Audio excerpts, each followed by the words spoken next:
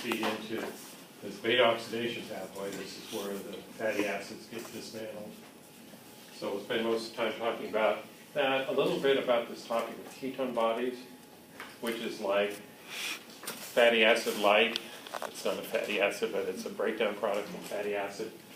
And your liver makes that under fasting conditions as an alternate fuel to put into the bloodstream. And then just a little bit about lipid biosynthesis, mainly comparing it to the breakdown pathway.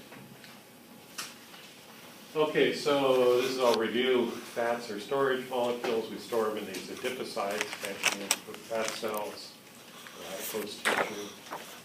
They're, of course, highly reduced. That gives them lots of redox power. When we think of a fatty acid, it's just mostly a bunch of these methylene groups, right?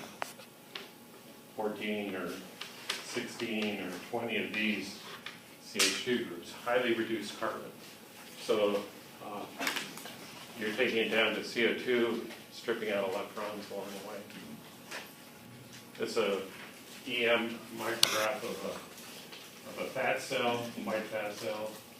We've seen this one before too. You can see the edge of the plasma membrane here. This is cytoplasm. Three mitochondria in there, not many mitochondria. Mostly this dense lipid droplet. So that's just pure triglycerides in there.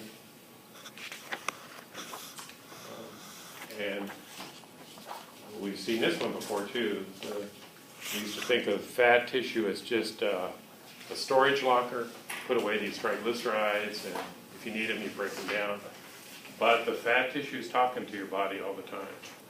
There's all kinds of hormones that have been identified. The best studied one is the leptin, released by the fat tissue.